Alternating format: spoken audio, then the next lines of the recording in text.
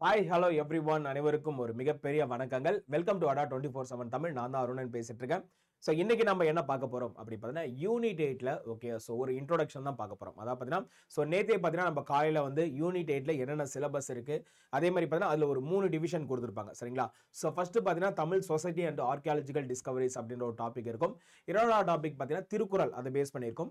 மூன்றாவது டாபிக் பார்த்தீங்கன்னா நம்மளுக்கு என்ன இருக்கும் அப்படின்னு பார்த்தீங்கன்னா தமிழ்நாடு ஹிஸ்ட்ரி, அதாவது பார்த்தீங்கன்னா தமிழ்நாடு வரலாறு அப்படின்ற ஒரு டாபிக் இருக்கும் சரிங்களா. ஸோ இன்னைக்கு நம்ம ஃபர்ஸ்ட் பார்க்க போறது என்ன அப்படின்னு பார்த்தீங்கன்னா தமிழ் சொசைட்டி, அதாவது பார்த்தீங்கன்னா ஓகே தமிழ் சமூகம் இருக்கு தெரியுங்களா. ஸோ தமிழ் சமூகம் ஓகே. ஸோ இதை தெரிந்து கொள்வதற்கான சான்றுகள் என்னென்ன ஓகே, அந்த மாதிரி விஷயங்கள் தான் நம்ம பார்க்க போறோம். தமிழ் சமூகம் மற்றும் ஓகே தொல்லியல் சான்றுகள், தொல்லியல் சான்றுகள் ஓகே. இப்போ ஒன்றும் இல்லைங்க, ஒரு சின்ன விஷயம் ஓகே, ஒரு சின்ன லாஜிக் மட்டும் நீங்கள் கொஞ்சம் யோசிச்சு பாருங்க. நம்ம பொது தமிழ் பொறுத்த அளவுக்கும் சரி, இல்லை யூனிட் 8 பொறுத்த அளவுக்கும் சரி ஓகே. இப்போ ஒரு விஷயம் வந்து அந்த காலத்தில் நடந்திருக்கு. அப்போ அந்த விஷயங்கள் வந்து நம்மளுக்கு எப்படி இது தெரிஞ்சிருக்கு, இல்லை அந்த தகவல்கள் வந்து எப்படி தெரிஞ்சிருக்கும் அப்படின்னு பார்த்தீங்கன்னா கண்டிப்பாக பார்த்தீங்கன்னா அதற்குன்னு ஏதாவது ஒரு சில குறிப்புகள் இருக்கு. அந்த ஒரு சில குறிப்புகள் இருக்கிறது மூலயமா மட்டும்தான் நம்மளால என்ன தெரிஞ்சுக்க முடியுது அப்படி பார்த்தா அந்த காலத்தில் இந்த மாதிரி விஷயங்கள்லாம் நடந்திருக்கு, இந்த மாதிரி இலக்கியங்கள்லாம் இருந்திருக்கு, இந்த மாதிரி இலக்கண நூல்கள்லாம் இருந்திருக்கு, இந்த மாதிரி கல்வெட்டுகள் இருக்கு, நடுகல்கள் இருந்திருக்கு அப்படின்னு சொல்லிட்டு எந்த மன்னர்கள் ஆட்சி செஞ்சாங்க அப்படின்னு சொல்லிட்டு நமக்கு ஒரு வரலாறு தெரியுது. அப்போ நம்மளோட ஓகே தமிழ் சமூகத்தை அறிந்து கொள்வதற்கான ஒரு சில முக்கியமான கூறுகள் என்ன அப்படின்னு பார்த்தீங்கன்னா சோ முதலாவது என்ன அப்படின்னு பார்த்தீங்கன்னா இலக்கியங்கள் அப்படின்னு சொல்றாங்க ஓகே. இலக்கியங்கள் ஓகே, தமிழ் இலக்கியங்கள் அப்படின்னு சொல்லிருக்காங்க. சோ இரண்டாவது பார்த்தீங்கன்னா ஓகே சோ நடுகற்கள், நடுகற்கள் மூலமா பார்த்தீங்கன்னா என்ன பண்றோம் நம்ம வந்து அந்த விஷயங்கள் எல்லாமே தெரிஞ்சுக்கிறோம் சரிங்களா. சோ அடுத்த வகை என்ன அப்படின்னு பார்த்தீங்கன்னா ஓகே கல்வெட்டுக்கள்,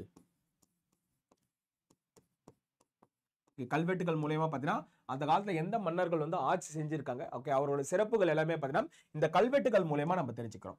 அடுத்தது நான்காவது பார்த்தீங்கன்னா செப்பேடுகள் அப்படின்னு சொல்லுவாங்க ஓகே. செப்பேடுகள் இதன் மூலமாவும் நம்ம வந்து தெரிஞ்சுக்கிறோம். ஐந்தாவது பார்த்தீங்கன்னா அயல் நாட்டவர் குறிப்புகள், அயல் நாட்டவரோட குறிப்புகள் மூலமா பார்த்தீங்கன்னா நம்மளோட வரலாறு வந்து நம்ம தெரிஞ்சுக்கிறோம். ஏன்னா அந்த காலத்துல பார்த்தீங்கன்னா நிறைய வணிகம் செஞ்சிருந்தாங்க ஓகே. ஸோ நம்மளோட தமிழ்நாட்டில் இருக்கிற மக்களும் சரி, அங்கிருந்து வந்த யவனர்கள் ஓகே, அவங்க எல்லாமே வணிகம் செஞ்சுட்டு இருந்தாங்க. அப்ப வணிகம் செய்ய வரப்ப என்ன ஆகுது அப்படி பார்த்தீங்கன்னா இங்க வந்து ஏற்றுமதி இறக்குமதி செய்யறதுக்கே பார்த்தீங்கன்னா கிட்டத்தட்ட மாத காலங்கள் ஆகிறது. அதாவது பார்த்தீங்கன்னா ஒரு 20 நாள் ஆகலாம், இல்ல 30 நாள் ஆகலாம். அப்ப அந்த 30 நாளும் அவங்க என்ன பண்ணுவாங்க அப்படி பார்த்தீங்கன்னா நம்மளோட தமிழ்நாட்டில் தான் தங்கிட்டு போவாங்க. அப்ப தமிழ்நாட்டில் தங்கிட்டு இருக்கப்ப அங்க இருக்கிற மக்களோட அவங்க பேசி பழகி நம்மளோட தமிழ் மொழி அவங்க கத்துக்குவாங்க. அவங்க எங்க இருந்து வந்திருக்காங்களோ, இப்ப கிரேக்கர்கள் வராங்கன்னா கிரேக்க மொழியை வந்து கத்து கொடுத்துருப்பாங்க. இப்ப இந்த லத்தீன் மொழி பேசுபவர்கள் வந்தா லத்தீன் மொழியை வந்து கத்து கொடுத்துருப்பாங்க. அப்ப இந்த மாதிரி மொழி பரிமாற்றம் வந்து எப்ப ஆரம்பிச்சிச்சு அப்படி பார்த்தீங்கன்னா இந்த அயல்நாட்டவர் வந்து எப்ப வந்து இங்க ட்ரேடிங் பண்ணாங்களோ அப்பையில இருந்தா பார்த்தீங்கன்னா அந்த மொழி மாற்றமே நம்மளுக்கு வந்து ஏற்பட்டுச்சு. அதனால தான் பார்த்தீங்கன்னா நம்ம தமிழ்நாட்டில் வந்து பல்வேறு மொழிகள் பேசுவதற்கான காரணம் என்ன அப்படி பார்த்தீங்கன்னா பல்வேறு ஓகே அயல்நாட்டவர் வந்து நம்ம தமிழகத்துக்குள்ள வந்து நிறைய ட்ரேட் பண்ணதால் தான் ஓகே இந்த ஒரு வியாபாரமே நமக்கு வந்து ஸ்டார்ட் ஆச்சு அப்படின்னு நம்ம சொல்லலாம் ஓகே. அப்போ நம்மளுக்கு கிடைக்கப்பட்ட மிக பழமையான இலக்கியங்கள் மூலமாகவும் ஓகே நடுகற்கள், அதாவது ஹீரோ ஸ்டோன்ஸ் அப்படின்னு சொல்லுவாங்க, நடுகற்கள் மூலமாகவும் இன்ஸ்கிரிப்ஷன் கல்வெட்டுகள் மூலமாகவும் செப்பேடுகள் மூலமாகவும் அயல் நாட்டவரோட குறிப்புகள் மூலமாக தான் பார்த்தீங்கன்னா நம்மளோட தமிழ் சமூகத்தை அறிவதற்கான ஒரு சான்றுகள் வந்து நம்மளுக்கு கிடைச்சிருக்கு. ஸோ இன்னொரு விஷயமும் இருக்கு ஓகே. என்ன அப்படின்னு பார்த்தீங்கன்னா நாணயங்கள் அப்படின்னு சொல்லுவாங்க ஓகே. நாணயங்கள் அதாவது காயின்ஸ் இருக்கு தெரியுங்களா. அந்த காயின்ஸ் மூலமாவும் நம்மளுக்கு வந்து எந்த மன்னர் வந்து அந்த காலத்துல ஆட்சி பண்ணியிருக்காங்க ஓகே, அவங்களோட இலச்சினை என்னது, அந்த விஷயங்கள் எல்லாமே பார்த்தீங்கன்னா இந்த நாணயங்கள் மூலமாவும் நம்ம வந்து கண்டுபிடிச்சோம் ஓகே. இப்போ பார்த்தீங்கன்னா சேரர்கள், சோழர்கள், பாண்டியர்கள் அப்படின்னு சொல்ல தெரியுங்களா. சேரர்கள், சோழர்கள், பாண்டியர்கள், அப்ப இந்த மூவேந்தர்கள் ஆட்சி செய்த நிலம் தான் நம்ம தமிழ் நிலம் சரிங்களா. அப்ப இந்த மன்னர்கள் ஆட்சி செய்யறப்ப என்ன ஆச்சு அப்படி பார்த்தீங்கன்னா இவங்களோட ஓகே புழக்கத்துல இருந்த அந்த காசுகள் இருக்குதுன்னா பொற்காசுகளா இருக்கட்டும், அதுல செப்பு காசுகளா இருக்கட்டும், அந்த காசுகள் பின்னாடி பார்த்தீங்கன்னா இவங்களோட இலச்சினை வந்து பொறிச்சிருப்பாங்க. அப்படின்னா அந்த மன்னரோட முகம் பொறிச்சிருப்பாங்க, இல்ல அந்த மன்னரோட பெயர் வந்து பொறிச்சிருப்பாங்க ஓகே. பொதுவா பார்த்தீங்கன்னா ஓகே பெயர் மற்றும் அந்த முகங்கள் மட்டும் தான் அந்த காலத்துல வந்து பொறிக்கப்பட்டது அப்படின்றதுக்கான சான்றுகள் வந்து நம்மளுக்கு வந்து தெளிவாகவே தெரியுது ஓகே. இல்ல முதல்ல நம்ம பார்க்க போறது என்ன அப்படி பார்த்தா இலக்கியங்கள் ஓகே. இலக்கியங்கள் மூலமாவும் நம்மளோட பழங்காலத்தோட பழங்கால தமிழகம் இருக்கு தெரியுங்களா. சோ அதனோட வரலாறு நம்மளுக்கு வந்து இதன் மூலமாவே அறிய முடியுது ஓகே. எப்படி அறிய முடியுது அப்படி பார்த்தா நமக்கு கிடைக்கப்பெற்ற மிக பழமையான இலக்கணம் சார்ந்த நூல் என்ன அப்படி பார்த்தா தொல்காப்பியம். கரெக்ட்டுங்களா.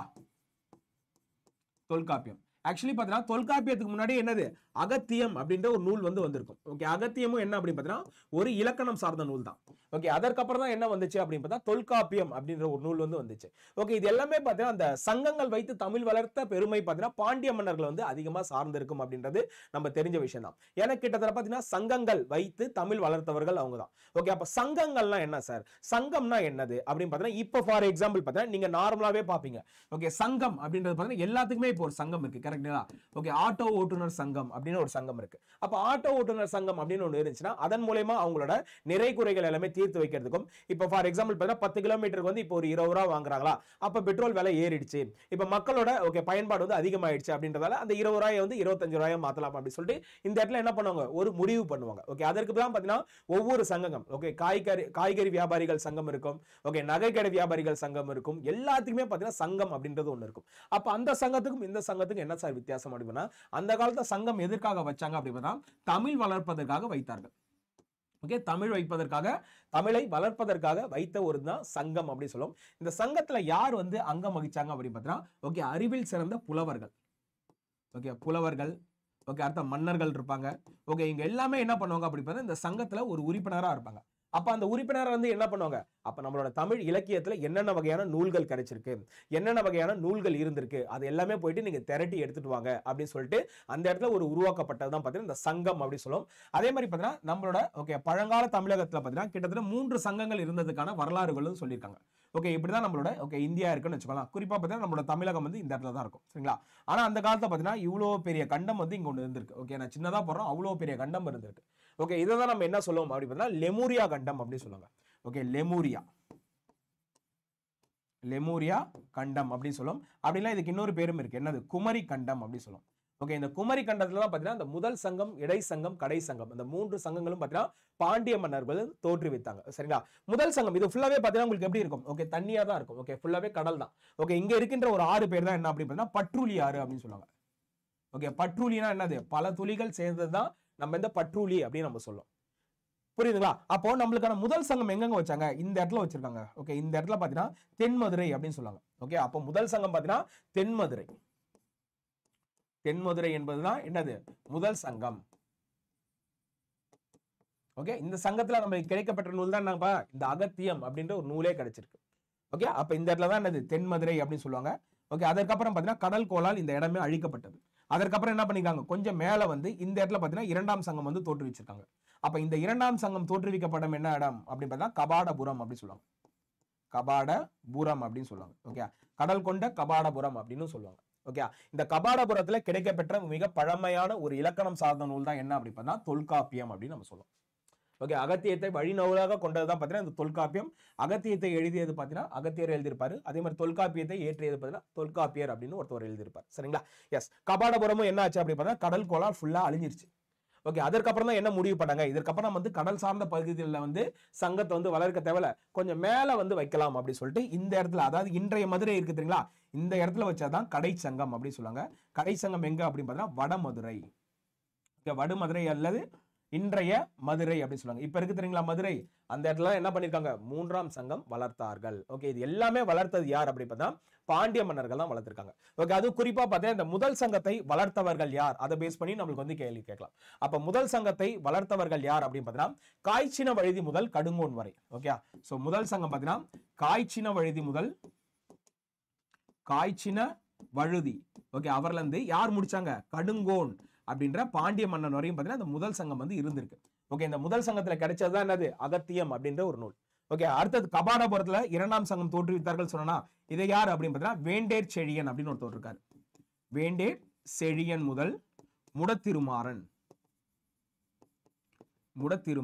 இவங்க 2 பேர் தான் என்ன பண்ணிருக்காங்க, அதாவது ஸ்டார்ட் பண்ணது வேண்டேர் செழியன், அதை முடிச்சது யார் அப்படின்னு பார்த்தா முடத்திருமாறன் அவர்கள் முடிச்சிருப்பாரு.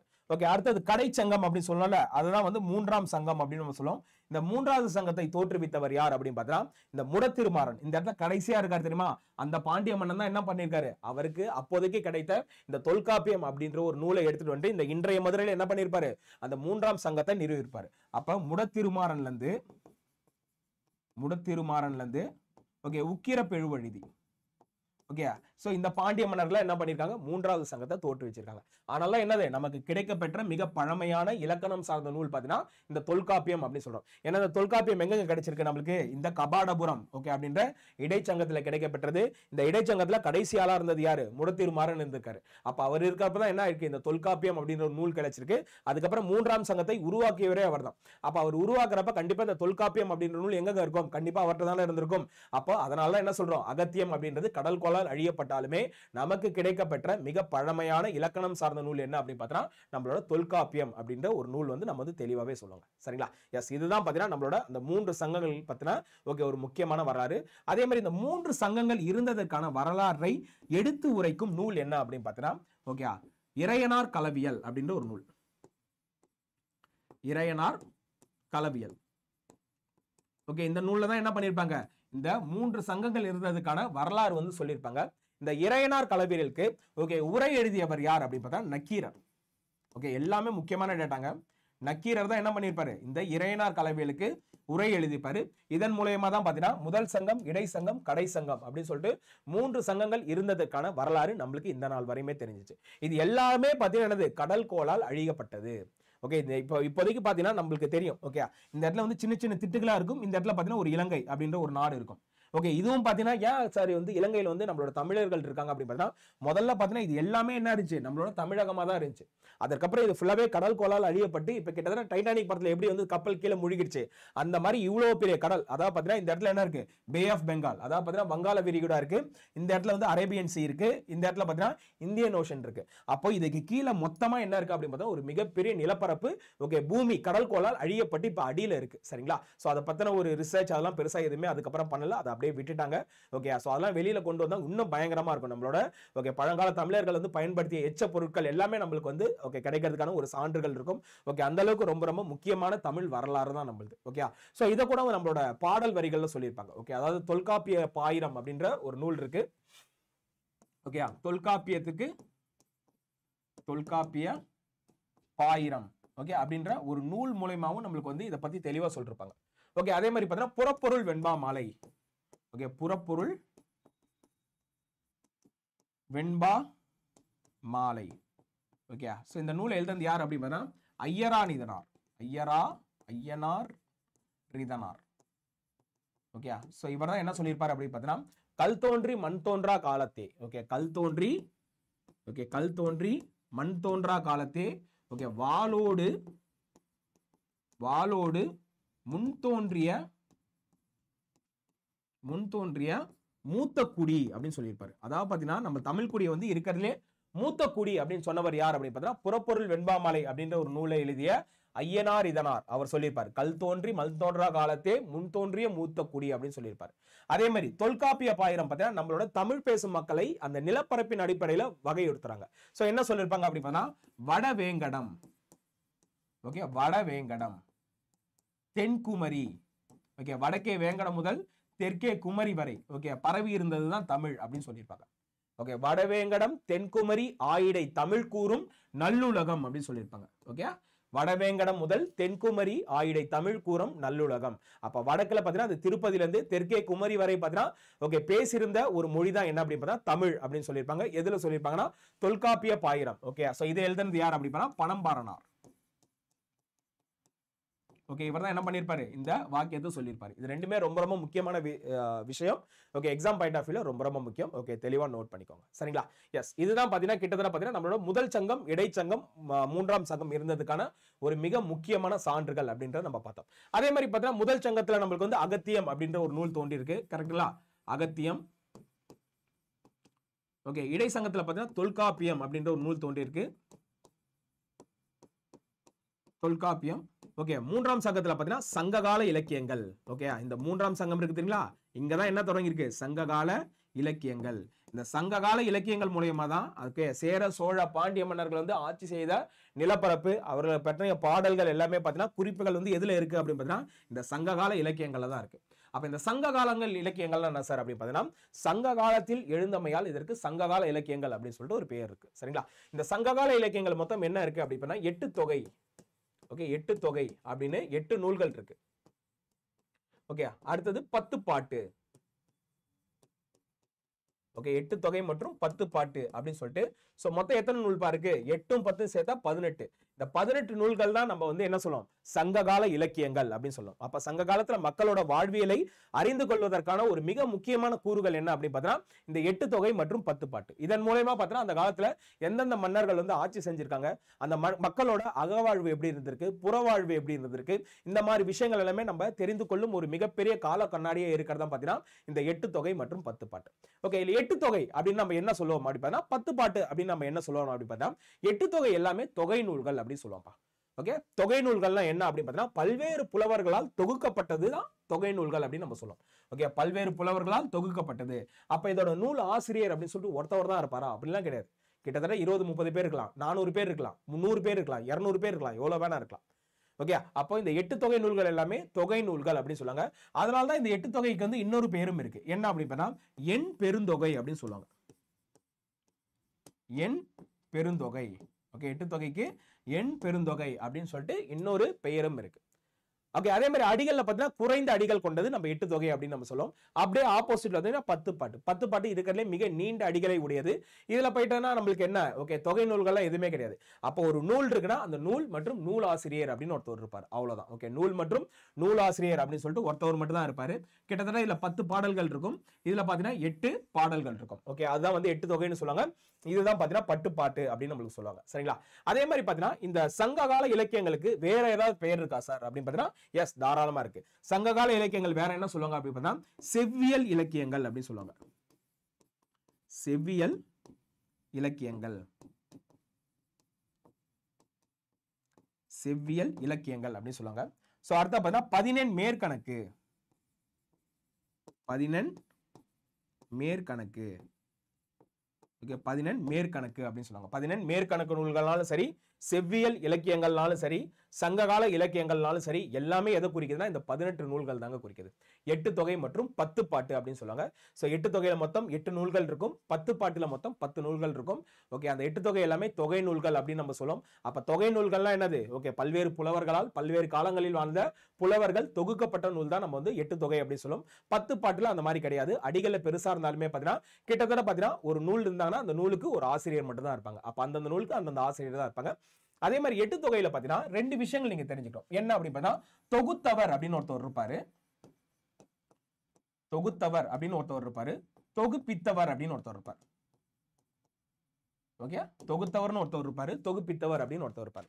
அப்ப தொகுத்தவர்னா யார் சார், தொகுப்பித்தவர்னா யார் சார் அப்படின்னு பார்த்தா தொகுத்தவர் எப்பயுமே பொதுவா யாரா இருப்பாங்க அப்படின்னு பார்த்தா புலவரா தான் இருப்பாங்க.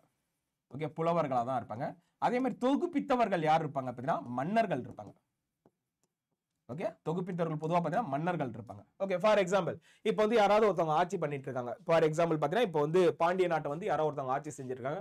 அப்ப அந்த பாண்டிய மன்னர் என்ன பண்ணுவார் அப்படின்னு பார்த்தீங்கன்னா ஓகே, நம்மளோட தமிழகத்தோட ஓகே வரலாற்று சான்றுகள் நம்ம தெரிஞ்சுக்கணும். அப்ப இந்த மாதிரி இலக்கியங்கள் எல்லாமே நம்ம போய் தேடி கண்டுபிடிச்சிருந்தா நம்மளோட மக்கள் பார்த்தீங்கன்னா ஓகே நிறைய விஷயங்கள் வந்து கத்துக்கிறதுக்கு இதுவும் பார்த்தீங்கன்னா ஒரு உறுதுணையா இருக்கும் அப்படின்னு சொல்லுவாங்க. அப்பதான் என்ன பண்ணுவாங்க அப்படின்னு பார்த்தா இந்த மாதிரி புலவர்கள்ட்ட சொல்லுவாங்க, நீங்க எல்லாமே என்ன பண்ணணும்னா போயிட்டு ஒவ்வொரு ஊரா போயிட்டு பழைய ஓலைச்சுவடிகள் ஏதாவது இருந்துச்சுன்னா பாருங்க, அதுல ஏதாவது இலக்கியங்கள் இருக்கா, இல்ல இலக்கணங்கள் இருக்கா, இல்ல வேற ஏதாவது காப்பியங்கள் இருக்கா அப்படின்னு சொல்லிட்டு அவர் என்ன பண்ணுவாரு, எல்லா இடத்துலயும் போயிட்டு கேட்க சொல்லுவாரு. அந்த மாதிரியே என்ன பண்ணுவாங்க, இந்த ஒவ்வொரு புலவர்களா போயிட்டு ஒவ்வொரு ஊரா போயிட்டு தேடுவாங்க. ஓகே, அங்க போயிட்டு தேடி ஒவ்வொரு ஓலைச்சுவடிகளா எடுத்துட்டு வந்து அதை வந்து மன்னர்கிட்ட கொடுப்பாங்க. கடைசியா மன்னர் என்ன பண்ணுவார், ஓகே அதுல இருக்கிற லைன் எல்லாமே பார்த்துட்டு இத்தனை அடிவரை இருக்கா, அப்ப இத்தனை லைன் இருக்கா, அப்ப இது இந்த நூல், அப்ப இது இந்த வகையை சார்ந்தது அப்படின்னு சொல்லிட்டு தனித்தனியா என்ன பண்ணுவாங்க, தொகுத்து வச்சிருவாங்க. அதனாலதான் எப்பயுமே பார்த்தீங்கன்னா தொகுத்தவர் யாரா இருப்பாங்க அப்படின்னு பார்த்தீங்கன்னா புலவர்களா இருப்பாங்க. தொகுப்பித்தவர்கள் பொதுவா யாரா இருப்பாங்க அப்படின்னு பார்த்தீங்கன்னா மன்னர்களா இருப்பாங்க. சரிங்களா? இந்த தொகுத்தவர் தொகுப்பித்தவர் எதுல வருவாங்க அப்படின்னு பார்த்தீங்கன்னா இந்த 8 தொகை நூல்கள்ல மட்டும் தான் வருவாங்க. 10 பாட்டுல தொகுத்தவர் தொகுப்பித்தவர்லாம் கிடையாது. ஓகே, ஒரு நூல் இருக்கும், அந்த நூல் வந்து எந்த அரசனை பத்தி பாடுது, ஒரு சோழ மன்னனை பத்தி பாடுதா, இல்ல சேர மன்னனை பத்தி பாடுதா, இல்ல பாண்டிய மன்னனை பத்தி பாடுதா, இதை பற்றி மட்டும் தான் சொல்லுவாங்க. அடுத்தது பார்த்தீங்கன்னா அந்த நூலோட ஆசிரியர் பேர் இருப்பாங்க. ஓகே, அதே மாதிரி பார்த்தா இந்த 10 பாட்டு பொறுத்தளவுக்கு ஒரு 5 நூல்கள் நம்ம பார்க்கணுங்க. முக்கியமா இந்த 5 நூல்கள் என்ன சொல்லுவாங்கன்னா ஆற்றுப்படை நூல்கள் அப்படின்னு சொல்லுவாங்க. ஓகே, நம்ம நாளைக்கு வந்து என்னென்ன நூல் மற்றும் நூல் பெயர்கள் அந்த ஆசிரியர் எல்லாமே பார்க்கலாம். சோ இந்த ஆற்றுப்படை நூல்கள்லாம் என்ன அப்படின்னு பார்த்தீங்கன்னா ஓகே ஆற்றுப்படுத்துதல் தான் நம்ம வந்து ஆற்றுப்படை நூல்கள் அப்படின்னு சொல்லுவோம். ஃபார் எக்ஸாம்பிள் இப்போ வந்து நம்ம ரொம்ப சோகத்துல இருக்கோம்ப்பா. ஓகே, ஸோ ஏதோ ஒரு ரிசல்ட் வந்துருச்சு, இல்ல நம்மளுக்கு வந்து ஒரு பிரேக்கப் ஆயிடுச்சு, அந்த மாதிரி ஏதோ ஒரு விஷயத்துல நம்ம வந்து ஒரு மன உளைச்சல்ல இருக்கோம்.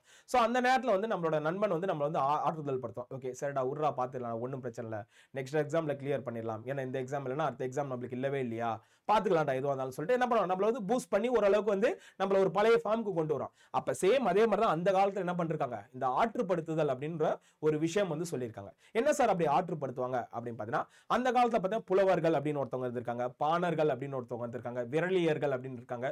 ஸோ நிலத்தின் அடிப்படையில் பார்த்தீங்கன்னா மக்கள் வந்து பல கூட்டமா அந்த காலத்துல இருந்து வாழ்ந்திருக்காங்க.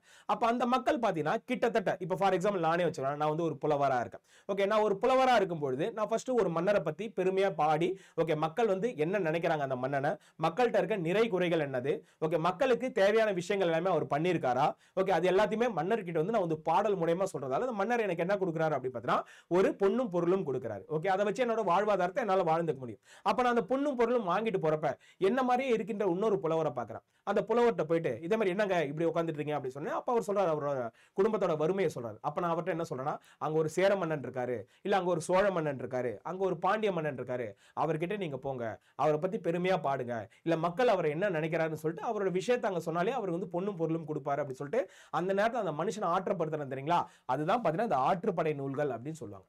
ஓகே, மொத்தம் பாத்தீங்கன்னா 10 பாட்டுல எத்தனை நூல்கள் ஆற்றுப்படை நூல்கள் அப்படின்னு பாத்தீங்கன்னா 5 நூல்கள் வந்து நம்ம ஆற்றுப்படை நூல்கள் அப்படின்னு நம்ம சொல்லுவோம். அந்த 5 நூல்கள் என்ன அப்படின்றத நம்ம நாளைக்கான வகுப்புல பார்க்கலாம். சரிங்களா? அப்போ இதுவரை நம்ம பார்த்தது என்ன அப்படின்னு பார்த்தா அந்த 3 சங்கங்கள், அது தொடங்கிய இடம் என்ன அப்படின்றத பார்த்தோம். அதே மாதிரி இலக்கிய சான்றுகள்லாம் என்னன்னு பார்த்தோம். அதே மாதிரி தொல்காப்பியம் அப்படின்ற நூல் பார்த்தோம். தொல்காப்பியத்துக்கு பாயிரம் எழுதியவர் யார் அப்படின்னு பார்த்தோம். ஓகே, தொல்காப்பியம்ல ரொம்ப ரொம்ப ரொம்ப முக்கியமான ஒரு இலக்கணம் சார்ந்த நூல். ஏன்னா தொல்காப்பியத்துல வந்து ஓகே இலக்கணம் பத்தியும் சொல்லிருக்காங்க, மக்களோட வாழ்வியலை பத்தியும் சொல்லிருக்காங்க. அகம் புறம் அப்படின்னு சொல்லிட்டு 2 வகையா பிரிச்சிருப்பாரு தொல்காப்பியர் அவர்கள். அது எல்லாமே நம்ம இதுக்கப்புறம் வரக்கூடிய வகுப்புல பார்க்கலாம். சோ நாளைக்கான வகுப்புல பாத்தீங்கன்னா இந்த 8 தொகை நூல்கள்ல 8 நூல்கள் என்ன இருக்கு, 10 பாட்டு நூல்கள்ல என்னென்ன நூல்கள் இருக்கு, அடுத்த பாத்தீங்கன்னா அந்த காலத்துல சிறந்து விளங்கிய துறைமுகங்கள் என்னது, பண்டைய நாகரிகம் என்னது, இந்த மாதிரி விஷயங்களை இதுக்கப்புறம் நம்ம பார்க்க போறோம். சரிங்களா? சோ தினமும் காலையில பாத்தீங்கன்னா இந்த வீடியோ உங்களுக்கு வந்துடும். சோ மறக்காம நம்மளோட சேனல் ஃபாலோ பண்ணுங்க. யூனிட் 8 அப்படின்றதுக்கான ஒரு பயமே இதுக்கப்புறம் இருக்காது. டெய்லி பாத்தீங்கன்னா உங்களுக்கு வந்து நான் ஒன்னும் பெருசா பிபிடி கண்டென்ட்லாம் கொடுக்க போறேன். டெய்லி உங்க மைண்ட்ல பதிவாகிற மாதிரி ஒரு சில விஷயங்களை முக்கியமா சொல்ல போறேன். அதை மட்டும் நீங்க தெரிஞ்சுக்கிட்டாலே போதுமானது. சரிங்களா? சோ கண்டிப்பா இந்த வீடியோ உங்களுக்கு மற்றும் பிடிச்சிருக்கும் மற்றும் புரிஞ்சிருக்கும் அப்படின்னு நினைக்கிறேன். சோ இந்த வீடியோ மறக்காம எல்லாருக்குமே ஷேர் பண்ணுங்க. அதே மாதிரி இந்த வீடியோ நீங்க இப்பதான் முதல்ல பாக்குறீங்க, நம்ம சேனல்ல இப்பதான் நீங்க ஃபர்ஸ்ட் வரீங்கன்னா மறக்காம சப்ஸ்கிரைப் பண்ணிட்டு பாருங்க. அப்பதான் ஓகே இந்த மாதிரி நிறைய வீடியோஸ்க்கான நோட்டிபிகேஷன் எல்லாமே உங்க மொபைல் பின்னாடி வரும். சரிங்களா? சோ நன்றி மக்களே, இந்த வீடியோ இதோட முடிச்சுக்கலாம். இந்த நாளா கண்டிப்பா பாத்தீங்கன்னா இனிய நாளாவே அமையட்டும். இந்த வீடியோவில் இணைந்திருந்த அனைத்து நல்ல உள்ளவங்களுக்கும் மிகப்பெரிய நன்றிகள். Thank you all. தேங்க்யூ.